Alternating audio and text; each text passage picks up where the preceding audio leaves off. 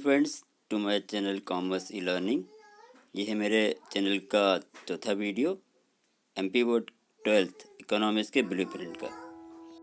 यदि आप लोगों ने मेरे चैनल को सब्सक्राइब नहीं किया है तो सब्सक्राइब बटन पर क्लिक करके सब्सक्राइब करें और बेल आइकन पुश करना ना भूलें ताकि आपको लेटेस्ट अपडेट मिल सके। ओके, बिना टाइम लिए शुरू करते हैं आज का वीडियो।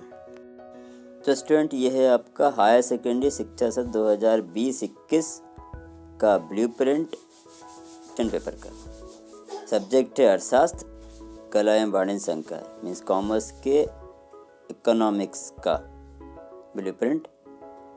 तो सबसे पहले बच्चों हम ये देख लेते हैं जो ऊपर आपको इंस्ट्रक्शन दिए गए हैं। तो इस बार जो पूर्णांक हैं मीन्स टोटल मार्क्स है वो 100 मार्क्स हैं, मीन्स पेपर आपका 100 मार्क्स का ही आएगा।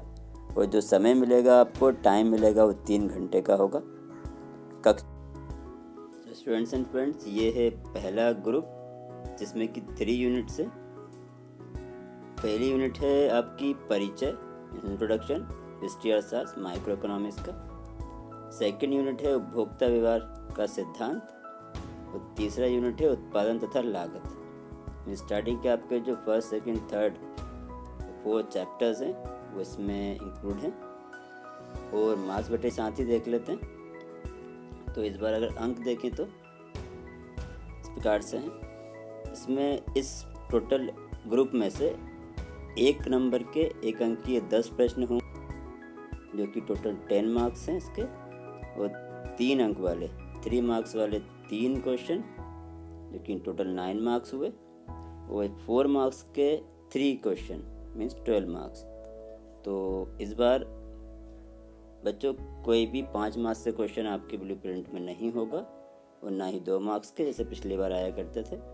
इस बार 3 मार्क्स के 3 क्वेश्चंस फर्स्ट समूह में हैं और 4 मार्क्स के 3 क्वेश्चन फर्स्ट समूह के में हैं। तो इस तरह टोटल देखें तो और 1 अंकीय प्रश्न बता दूं बच्चों के जो बहुविकल्पीय क्वेश्चन हैं वही होंगे। जो बहुविकल्पीय प्रश्न हैं उसमें ऑप्शन वाले क्वेश्चन हो सकते हैं। इसमें 4 ऑप्शन दिए रहते हैं। इसमें खालिस्तान हो सकता है।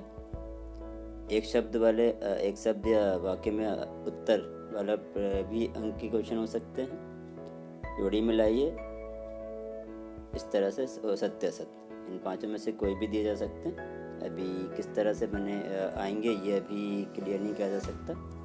तो यहाँ देखें तो 10 मार्क्स तो आपके 1 मार्क्स के हो गए और 9 मार्क्स हुए आपके 3 मार्क्स वाले क्वेश्चंस के और 12 हुए आपके 4 मार्क्स क्वेश्चन। टोटल वेटेज इस जो ग्रुप का है वो है 31 मार्क्स।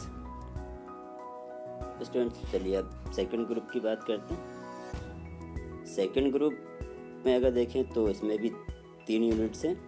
पहली यूनिट है पूर्ण प्रतियोगिता की स्थिति में फर्म का सिद्धांत, दूसरा है बाजार संतुलन, तीसरा प्रतिस्पर्धा रहित बाजार। ये 3 यूनिट्स में इसमें भी बच्चों 1 अंक के 10 प्रश्न, 3 अंक के 3 प्रश्न और 4 अंक के 4 प्रश्न।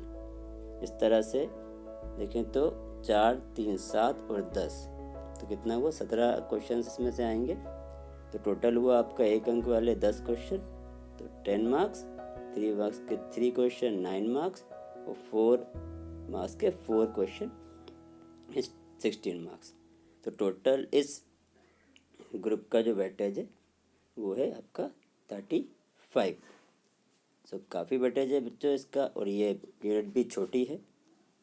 तो आप इसको अच्छे से करते हैं तो इसी यूनिट से 35 मार्क्स गेन किए जा सकते हैं।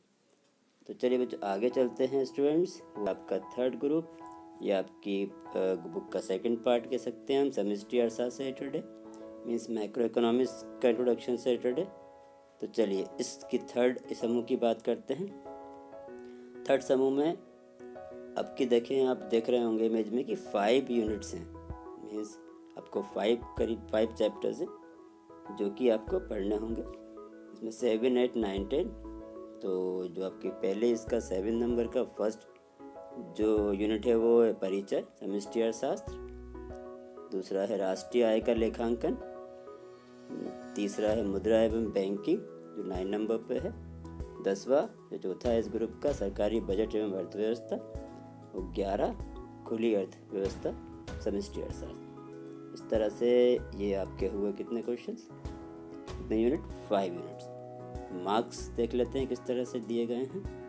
इसमें बच्चों स्टूडेंट्स 1 अंक के 10 क्वेश्चन तो 10 मार्क्स, 3 मार्क्स के 4 क्वेश्चन 12 मार्क्स और 4 मार्क्स के 3 क्वेश्चन 10 मार्क्स। इस तरह से इसके भी टोटल करने पे हो रहे हैं 34 मार्क्स। तो 1 10 + 12 + 12 34 मार्क्स। तो इस तरह से टोटल तीनों यूनिट्स अगर देखें तो कितना हुआ, 100।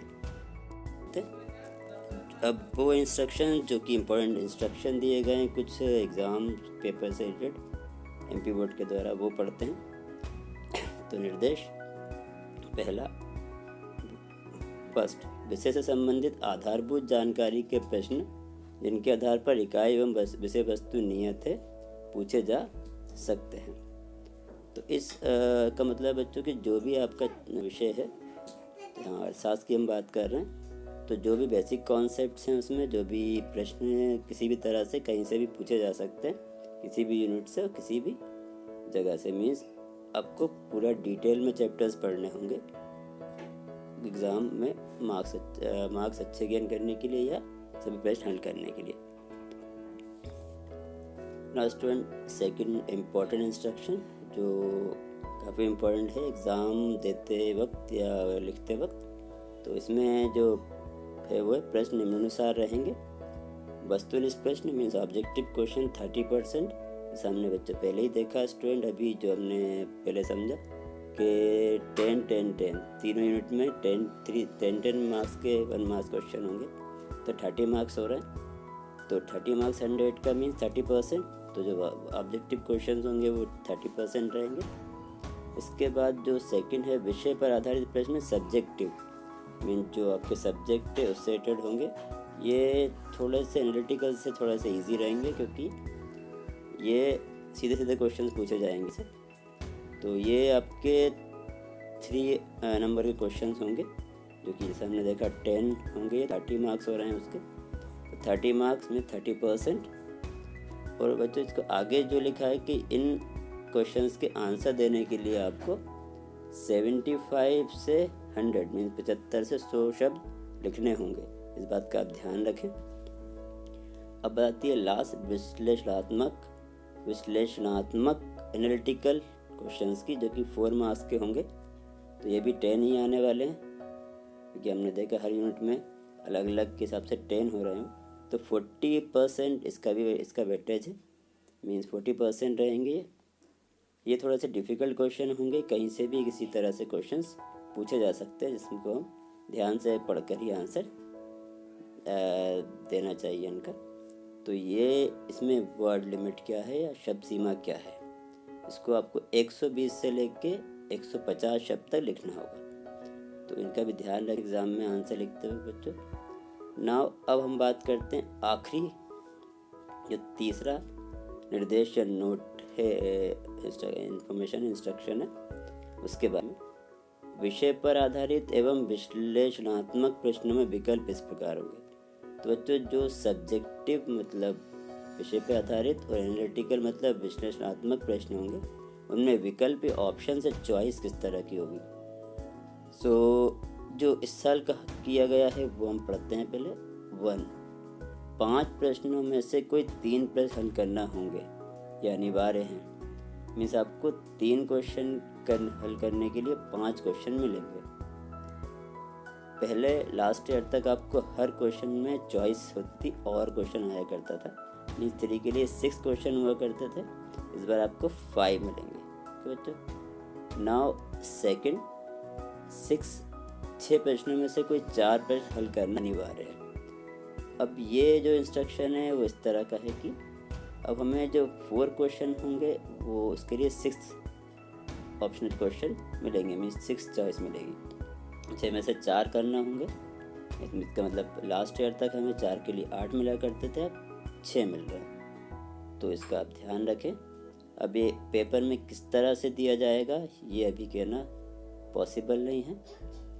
अगर मैं अनुभव से देखूँ या मैं आपको बताऊँ कि ऐसा हो सकता है कि वो लोग जो ग्रुप वाइज जो ग्रुप वाइज है पेपर ग्रुप वाइज भी बन सकता है, क्योंकि पहले हम देखें तो जैसे देखिए पहली यूनिट में 3 अंक के 3 प्रश्न हैं, तो हो सकता है कि वो उस यूनिट में से 5 क्वेश्चन दे दे और आपसे कहें कि 3 प्रश्न करना है। ऐसे ही अगर देखें तो सेकेंड यूनिट में 4 प्रश्न है 4 नंबर के, तो उसके लिए वो आपको 6 क्वेश्चन दे दें और कहें कि 4 प्रश्न हल करना है। तो इस तरह से पेपर बन सकता है।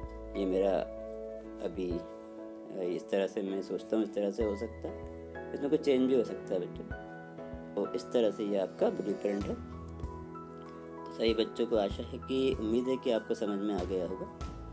और अगर कोई भी इससे रिलेटेड कोई भी और आगे आपको इंक्वायरीज करनी है, पूछना है, तो आप मुझे कमेंट बॉक्स में लिख सकते हैं। और स्पेशली यदि आपको किसी यूनिट्स में क्या कौन कौन से चैप्टर्स इंक्लूड है और उसके टॉपिक्स क्या क्या हैं वो भी पता करना है या जानना चाहते हैं आप, तो मुझे कमेंट बॉक्स में लिख दें। नेक्स्ट वीडियो में मैं आपको उसका डिटेल में आपको समझाऊंगा। तो आज के लिए इतना ही बच्चों। और यदि अभी तक आप लोगों ने मेरे पिछले वीडियोस नहीं देखे हैं तो आप डिस्क्रिप्शन बॉक्स में जाकर सभी वीडियोस देख लें। मेरा पहला वीडियो अकाउंट्स लेखा शास्त्र के ब्लूप्रिंट पर था, जिसको मैंने काफ़ी डिटेल में समझाया, तो वहाँ जाके उनको देख सकते हो, बाकी वीडियोस भी। तो आज के लिए इतना ही। और यदि आपने मेरे चैनल को सब्सक्राइब नहीं किया है तो सब्सक्राइब बटन को दबाकर सब्सक्राइब कर लें और बेल आइकन दबाना ना भूलें, ताकि आने वाले मेरे वीडियोस का अपडेट आपको मिल सके। Thank you.